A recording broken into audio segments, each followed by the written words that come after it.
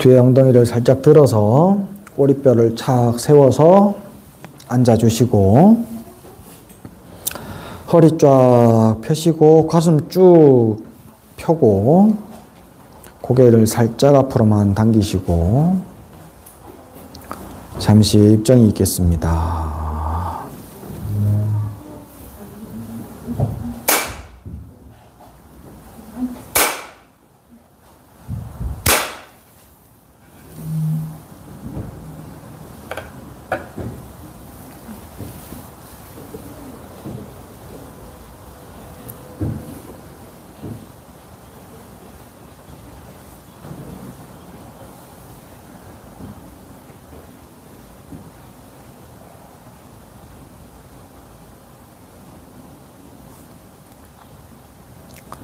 자연스럽게 호흡을 합니다. 들이쉬고 내쉬고 들이쉬고 내쉬고 들이쉬면서 양손을 살짝 주먹 쥐었다가 내쉴 때 주먹에 힘을 축 뺍니다.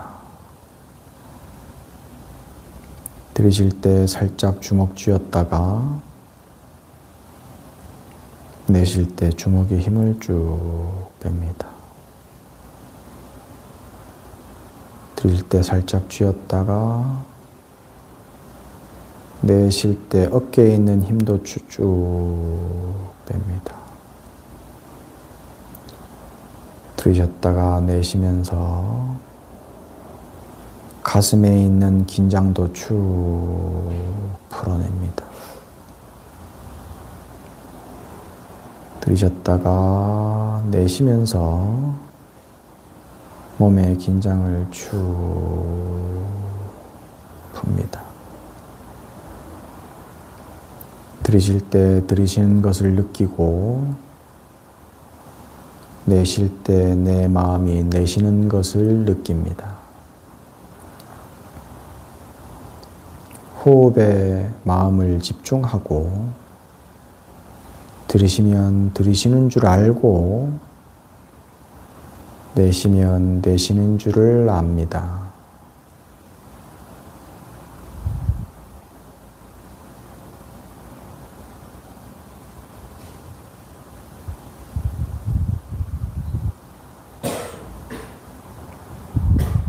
들이쉬는 처음, 중간, 끝을 알고 내쉬는 처음, 중간, 끝을 압니다. 들이쉬는 처음, 중간, 끝. 내쉬는 처음, 중간, 끝.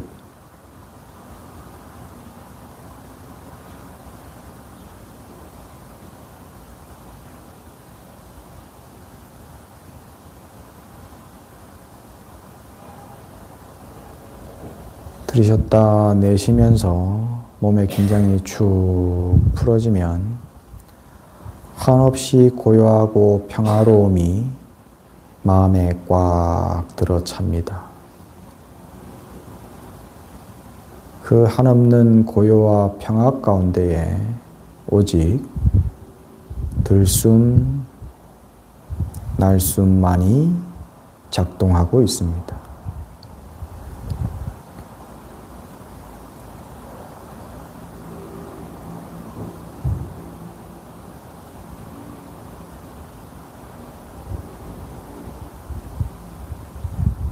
무한한 평화 가운데 들숨 날숨, 거기에 부는 바람이 방해롭지 않고 귀에 들리는 스님 목소리가 방해롭지 않습니다.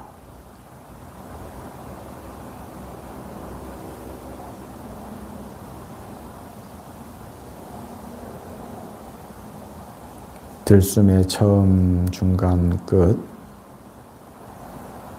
날숨의 처음, 중간, 끝.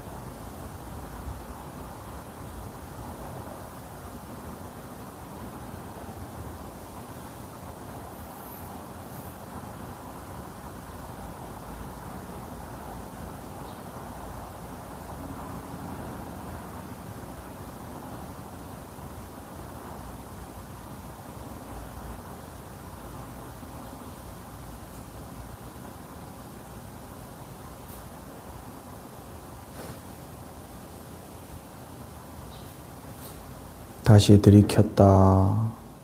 내쉬면서 몸의 긴장을 쭉 풀고 숨을 들이셨다.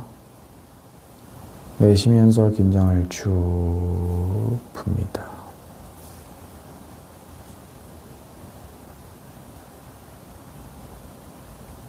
마음이 호흡에 묶여 있으면 평화와 고요는 그 자리에 그대로 있습니다.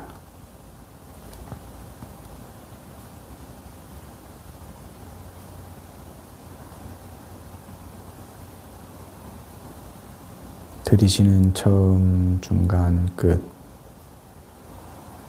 내쉬는 처음, 중간, 끝.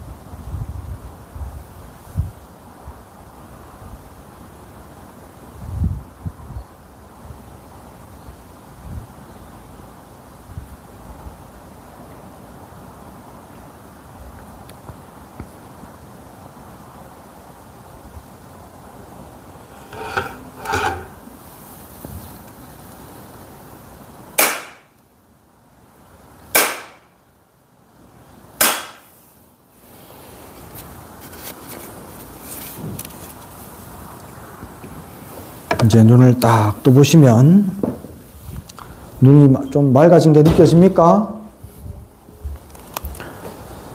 잠깐 자선하고 눈을 뜨면은 제대로 자선을 했으면 눈이 확 밝아지는 게 느껴져야 돼요.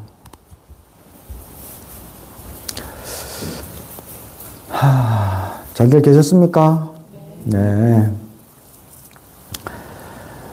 지난 시간에 우리가 위산경책 그 촉사면장 그걸 보다가 면장의 의미에 대해서 우리가 한 2주 정도 공부를 했어요. 그래서 이제 오늘 그 뒤에 거 조금 보고 오늘 또 천도제가 하나 있어가지고 젠을 지내도록 하겠습니다. 책들 피셔요. 책들 안 갖고 오셨나?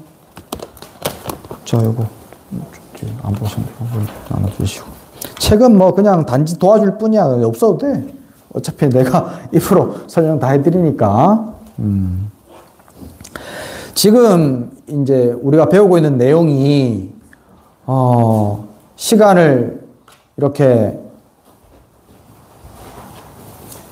시간이라는 것은 그냥 흘러갑니다. 무조건 흘러갑니다. 하루 종일 빈둥거리고 있어도 24시간은 그냥 가 있고요. 하루 종일 쇠가 빠지게 일을 해도 시간은 24시간 가 있고, 너무 바쁘게 또 막 시간이 어떻게 가는지 모르고 또 지나가도 24시간은 가 있습니다. 시간은 절대 붙잡을 수가 없어요. 근데 보통 우리는 시간을 어떻게 쓰느냐면 별거 안 하고 시간을 써요. 시간을 때운다 그러죠, 이제. 시간을 보통은 때우고 살아. 그게 이제 나이 불문하고 상관없이 그렇게 시간을 좀 많이 때우고 사는 것 같아. 근데 시간을 때우고 살면 뭐 시간이 지나가면은 그냥 지나가는 거니까 사실 시간 때우는 게 사실 별 문제는 안 돼요. 근데 뭐가 문제냐면 여기서 얘기해 줍니다. 불가게, 몰란결에 그냥 나도 모르게 아장아장 뒤뚱뒤뚱 늙어간다 이 말이야. 내가 늙어간단 말이에요. 나이가 들어간단 말이야. 시간이 지나면 나는 나이가 들어가서, 그래서 그렇게 내 마음을 닦지 않고 지혜를 습득하지 않고 그냥 시간만 자꾸 지나가다 보면, 그러면 나는 내가 나이가 몇 살인데, 내가 지금까지 어떤 일을 했고 내가 지금까지 한 게 뭔데, 내가 누군데, 뭐 이런 게 생긴다 이 말이지. 그래가지고 촉사 면장이로다. 이를 만나는 것마다 다 벽에 부딪힌 것처럼 딱 꽉 막혀버려가지고 누구하고도 서로 대화가 잘 안 되지요. 예. 그렇게 나이가 들어가. 그렇게 나이가 들어가서 면장은 지난번에 설명을 이렇게 잘 말씀을 드렸고요. 후하기 자순에 이제 후배들이 자꾸 뭘 물어요, 이제.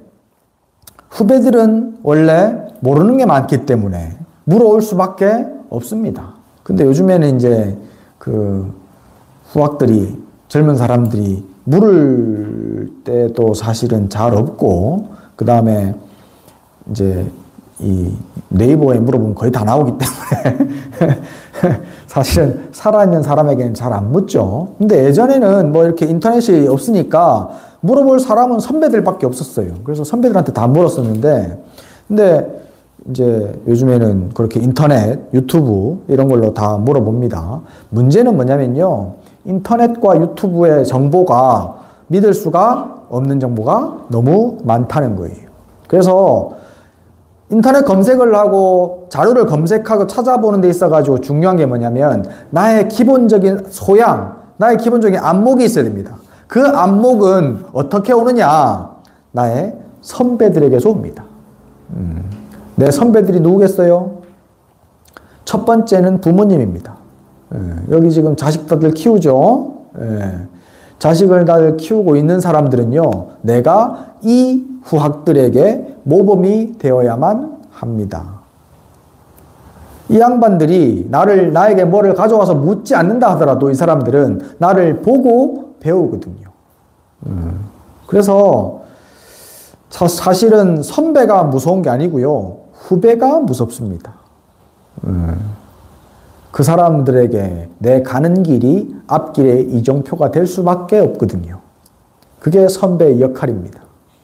그래서 선배로서 사는 것이 참 이제 그 어려운 일입니다.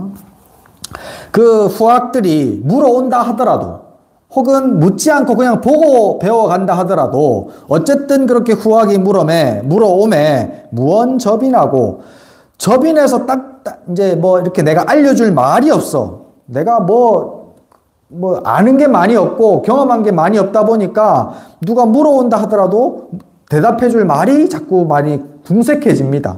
그리고 요즘에는 말 이렇게 뭐 안다고 잘못 얘기했다가 바로 핸드폰 꺼내가지고 검색해보면은 틀렸네요. 바로 얘기해 주거든. 예. 그래서 제가 이제 강의를 오래 하니까 저도 강의하다 보면은 이제 사람들이 이렇게 바로 인터넷 찾아보는 거 보이거든요. 제가 막 얘기하고 있는 거를. 근데 다행스럽게 제가 얘기하는 거는 인터넷 잘 안 나와. 그리고 인터넷에서 얘기하는 거하고 얘기하는 다르게 얘기해줘, 나는. 왜냐하면 나는 내 경험을 얘기하거든요. 내가 알고 있고 내가 쌓아온 지금까지 공부했던 경험 속에서 부처님의 경전과 성인들의 말씀들을 내가 소화시켜서 내가 이해했고, 그리고 내가 그렇게 살아왔고 그것을 내가 얘기해 주기 때문에 인터넷에서는 찾을 수가 없어. 물론 이제 단편적인 지식들은 나오죠. 지난번에 지난주에 강의했던 관저편 같은 경우에도 관저 치면 바로 나와. 시는 바로 나와. 근데 해석을 내처럼 안 해줘, 아무도. 그렇죠? 찾아보니까. 그렇게 이제 후학이 물어오면은 말하는 게 무서워진다면, 나의 살림살이가 없으면, 나의 공부가 없으면, 나의 경험이 없으면. 그렇게 말할 것이 없고 종류담설이라도 불섭전장이로다. 비록 말을 해주긴 해. 살아온 경험, 그래도 수십 년 살아왔고, 그래도 나보다 경험이 적은 애들이니까, 그러니까 말을 해줘. 근데 불섭전장, 성인들의 가르침과 옛 고전에 나온 그런 진리의 말씀들을 섭렵한 게 하나도 없다, 이 말이에요. 그냥 전부 다 개똥철학만 얘기를 해준다, 이 말이에요. 그래서 참 스승 되기가 쉽지 않습니다. 근데 우리는 누구나 다 스승일 수밖에 없단 말이에요. 그게 참 무서운 거예요. 나도 모르는 사이에 나는 누구나 다 누군가의 스승입니다. 스승이라고 부르든 안 부르든 간에. 그래서 참 무서운 거예요. 저희 은사 스님이 유교 선비를 10여 년, 한 16년, 17년 이렇게 모셨어요. 이제 연세 드셔가지고 만나가지고, 우리나라에서는 그분 돌아가셨을 때 크게 막 뉴스에도 며칠씩 나오고 했었습니다. 그 선생님이 돌아가셨을 때. 그 선생님이 평생 공부만 하신 분이거든요. 그래갖고 한쪽에 공부가 이렇게 지극해지면 모든 게 통하게 되어 있어요. 보면은. 그래서 그분도 스님이 가서 공부를 한다고 책을 펴서 공부를 하는데도 모르는 게 있으면 그냥 다 뚫리더래요. 그분께 가서 여쭤보면은 다 뚫리더랍니다. 그러니까는 머리 깎은 중이 스님이 돼가지고 머리 기르고 있는 선배한테 가가지고 십수년을 가서 공부를 하죠. 배울 게 많으니까. 그래서 이제 돌아가실 때까지 그분을 모시고 사셨는데, 이제 그분이 연세가 많으셔가지고 천수를 다 하시고 돌아가셨단 말이지. 돌아가시고 나서는 너무너무 오랫도록 슬프게 우셨답니다. 그래서 내가 스님 왜 이렇게 많이 우셨어요? 여쭤보니까 이제 어디 가서 물어볼 데가 없다는 것 때문에 슬펐답니다. 네. 나도 사실은 그걸 요즘에 이제 생각을 해보면, 요즘 들어서 이제 나도 이제 나이가 이제 중년이 돼가다 보니까, 이게 우리 노스님이나 우리 은사스님이 살아 계시니까 내가 간혹 모르는 게 있으면 여쭤보면은 탁 네이버에 안 나와, 이거. 내가 궁금한 거는, 궁금한 것들을 여쭤보면은 바로 답을 해주시는 분들이 옆에 바로 계시니까, 나 같은 경우는 정말 나는 복이 많은 사람이다 라고 생각을 하고 살거든요. 근데 만약에 진짜 이분들이 안 계시면 오로지 나 홀로 이제 찾아보고, 또 뭐 주변에 뭐 어른들 많이 있죠. 물론 살아계신 다른 어른들도 많이 있지만 내가 정말 인정하고 믿고 의지해가지고 물어볼 수 있는 사람이 과연 누가 있을까라는 생각을 내가 문득 해보면 엄청 무서워지더라고요. 지금은 내가 틀린 생각을 하고 잘못된 말을 한다 하더라도 그분들이 옆에 계시니까 잡아주시거든요. 그러니까는 좀 뭐라 그래야 되나? 마음 놓고 뭐 이렇게 할 수가 있는데, 만약에 그분들이 안 계신다고 생각했을 때 과연 이제 나는 어떻게 해야 될까? 그런 두려움이 생겨요. 지금의 젊은이들이 사실은 그런 두려움들이 막연하게 있을 것 같습니다.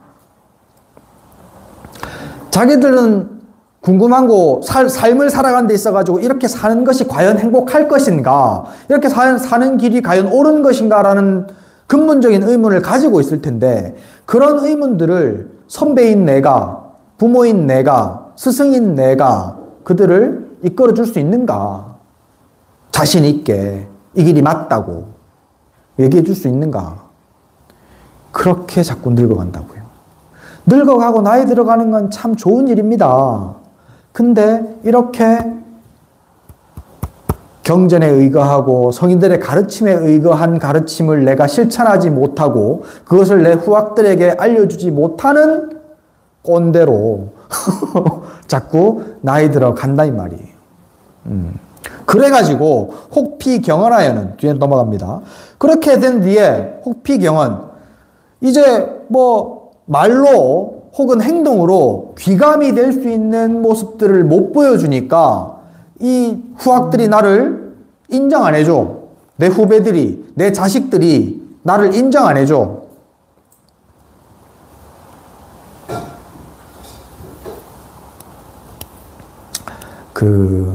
내가 아주 좋아하는 집안이 어떤 집안이냐면요. 이렇게 절에 오시는 신도분들이 있으면 얘기들을 이렇게 좀 해보잖아요. 제일 좋아하는 집안이 어떤 집안이냐면 부모 자식 간에 대화를 많이 하는 집. 이런 집은 참 내가 보면 참 잘 산다 라고 내가 얘기를 해줍니다. 너무 멋지게 산다. 진짜 잘 없더라고요. 대부분은 그냥 자식 얼굴 한번 보기 정도, 뭐 본 정도로 만족한다. 서로 생사를 알 수 있는 정도. 그 정도로 만족하는 집이 100집 중에 99집이야. 100집 중에 한 집 정도가 참 이렇게 부모 자식 간에 서로 어떨 때는 차도 마시고 어떨 때는 술도 같이 한 잔씩 하고 그러면서 사이좋게 잘 같이 지내는 집들이 있더라고요. 근데 그것보다 정말 대단한 집이 어떤 집이냐면, 내가 가장 존경하는 사람이 우리 아빠, 우리 엄마다 라고 얘기하는 집안. 그 집은 한 500집 중에 한 집 정도 됩니다. 없는 건 아니야. 예. 부모가 존경받을 수 있는 집, 그런 집이 되어야 돼요. 그러려면 부모가 정신 똑바로 차려야 됩니다. 옛날에 그 선비 집안에서도요, 내 자식 내가 못 가르친다 그럽니다. 선비 집안에서도. 오랫도록 평생 책만 보고 있는, 공자의 말씀만 배우고 있는 선비들도 내 자식은 내가 못 가르친대. 내 자식은 나의 약점을 제일 많이 알고 있거든요. 예. 그러니까 내 자식이 나를 존경 잘 못해줘요. 그래서 역자이교, 자식은 바꿔서 가르쳐야 된다고. 예. 남의 집 자식 우리 집에서 가르치고, 우리 집 자식 너희 집 가서 가르치고, 그렇게 자식은 바꿔서 가르쳐야 된다고 할 정도로 부모 자식 간에는 서로 평생 24시간을 같이 보내기 때문에 서로 존경, 존중하기가 쉽지가 않아요. 근데 그게 돼야 된다고.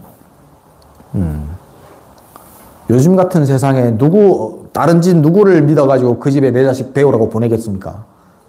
내가 가르쳐야지. 그러려면 성인들의 가르침을 자꾸 의지해야 된다고.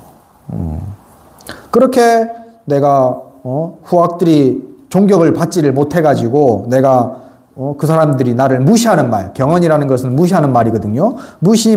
하는 말을 들어서는 변책 후생이 무례라 하야 곧 뭐라 한다 이 말이야. 아이 젊은 놈이 버릇이 없네 라고 뭐라 한다 이 말이야. 예. 내가 잘못한 건 생각 안 하고 저 양반이 나를 존중하지 않는다, 어른으로서 존중하지 않는다라고 그 사람을 뭐라 하면서 진신분기하야 언어 해니라가 화가 막 일어나가지고 그 사람을 막 뭐락해. 그 사람을 막 뭐락하다가 그러다가 문제는 뭐냐. 이런 식으로 이제 산다 이 말이야, 일상생활을. 지금 이제 이 사람을 지금 일반적인 사람들이 사는 모습을 지금 얘기해주고 있어요, 위산 스님이. 일반적으로 그렇게 엉벙덩벙 시간 보내고 허송세월 보내다가 내가 나이 먹었다. 그래갖고 아래 사람들한테 내 나이 가지고 행세하려고 하다가 무시당한다, 이 말이지. 무시 그렇게 어린 사람들한테 당하고 나면은 화가 난다고 그래가지고 화낸다 그래. 그 사람이 눈 하나 깜짝하나? 후배들이. 그래갖고 속 더 터져. 그런 식으로 살다가 이제 뭐가 문제냐? 일조의 와질제상하야. 하루아침에 병으로 자리에 몸져 눕는다 이 말이에요. 어느 순간 멀쩡하게 잘 있다가 병들어서 누워요. 예, 그게 인생인갑습니다. 그렇게 그냥 뭐 병들지 않고 늙지 않고 죽지 않으면 그러면 아무 문제 없어. 근데 병들어버려.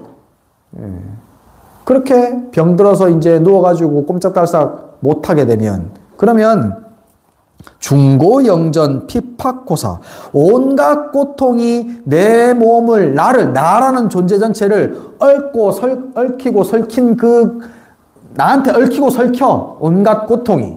그래서 그 모든 고통들이 나를 이렇게 침범해와. 이 병원에 혹시 아파가지고 몸져 누워본 적 있어요? 막 죽을 것 같은 사건이 생겨가지고 큰 일이 있어가지고 병원에 몸져 누워본 적 없습니까? 천만다행인데 앞으로 이제 그런 일이 생긴다 이 말이지. 내가 한번 이 사고가 나가지고 병원에 중환자실은 아니고 준중환자실에 일주일 있은 적이 있었어요. 그래서 그 옆에 침상에는 진짜 중환자들이 있어가지고 막 이렇게 누워서 똥오줌 다 받아내야 되고 하는. 근데 다행히 나는 하루 이틀만 똥오줌 받아내고 그 다음부터는 어렵게 화장실을 가긴 갈 수 있었는데 하여튼 그런 일이 있었어요. 나는 출가한 스님이고 평생 부처님 가르침 공부하고 살았던 중인데, 근데 그게 천만다행으로 이제 그게 중이라는 게 천만다행으로 그 삶이 나는 그렇게 사라졌었고, 그러다가 어느 날 사고 때문에 병원에 입원을 그렇게 해가지고 누워가지고 꼼짝 못하는 걸 한 3일 정도 누워서 꼼짝을 못했거든요. 예. 그렇게 있을 때 내가 할 수 있는 거를 생각을 해보니까, 평소에 내가 하던 걸 할 수 있더라고. 가만히 누워가지고 참선하고, 명상하고, 경전해오고, 그걸 내가 꼼짝달싹 못해도 할 수 있는 거더라고. 그래서 나는 그걸 했어요. 나중에 내가 얘기를 들었는데, 이제 퇴원하고 나서 한참 뒤에 이제 내 병간호에 있던 분이 얘기를 해주시는데, 젊은 스님이 너무 아무렇지 않게 병실에 계시더라고. 그렇게 얘기를 했다 그러더라고. 옆에 사람들이, 할배들, 그리고 이제 그 주변에 이제 간호했던 이제 보호자들이 있을 거 아니에요? 그분들이.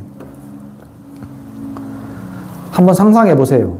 내가 병들어서 아주 아프게 지금 죽음이 오락가락 하는 상태에 누워 있어. 뭘 하고 있을지. 내가 뭘 할 수 있을지. 평소의 삶을 그렇게 살아가야 합니다. 내일 죽을지 모르니까. 내일 병원에 입원할지 모르니까. 지금 고통스럽고 괴롭고 힘들고 왜 내 몸뚱아리가 내 맘대로 안 움직이냐라고 아무리 내가 소리쳐 봐야 몸뚱아리가 나아지지는 않습니다.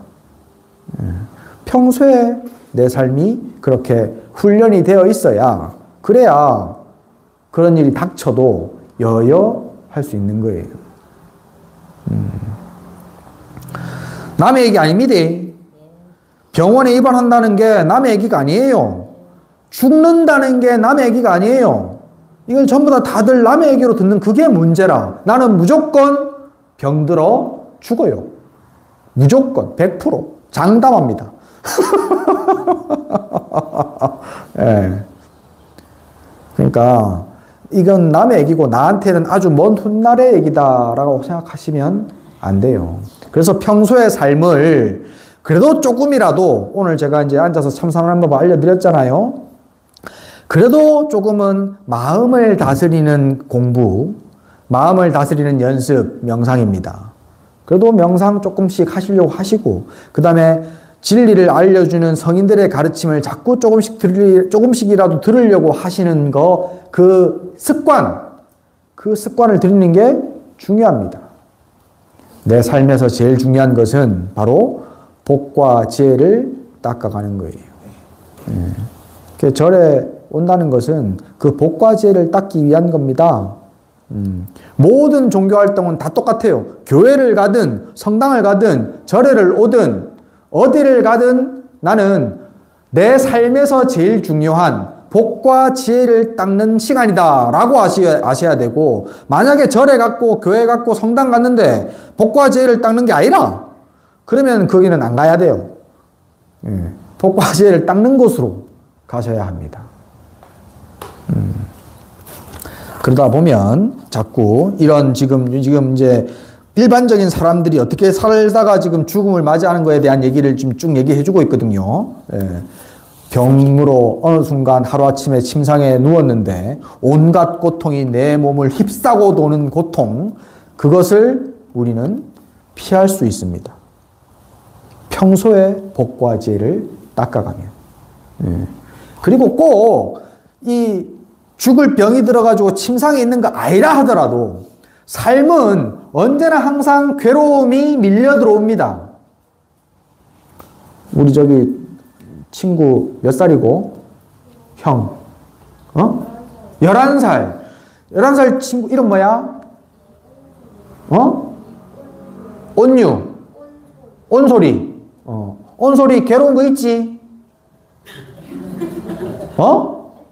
괴로운 거 없어? 걱정 없어? 고민 없어? 고민이 없어? 하나도 없어? 아닐 텐데.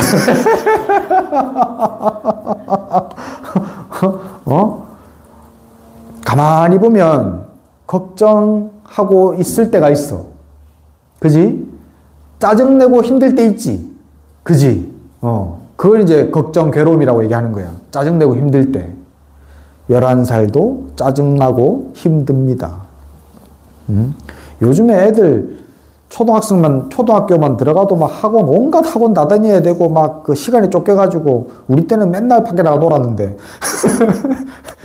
요즘에는 그렇게 놀 시간도 없지, 맞지? 참 힘들다. 괴로워요. 삶에는 언제나 항상 내 마음에 들지 않는 괴로움들이 밀려오는 것이 삶이에요. 그래서 그 괴로움이 밀려올 때 그 복과지에는 힘을 발휘합니다. 그 괴로움 가운데 그냥 이 병들어 눕는 것도 하나에 들어가 있는 것일 뿐이에요. 그래서 복과지에는요, 기회가 있을 때마다 닦으려고 노력해야 돼. 지혜를 자꾸 닦으려고 노력해야 돼. 그래야 학교 공부도 더 잘하고 친구들도 더 잘 사귀는 지혜가 있으면. 응?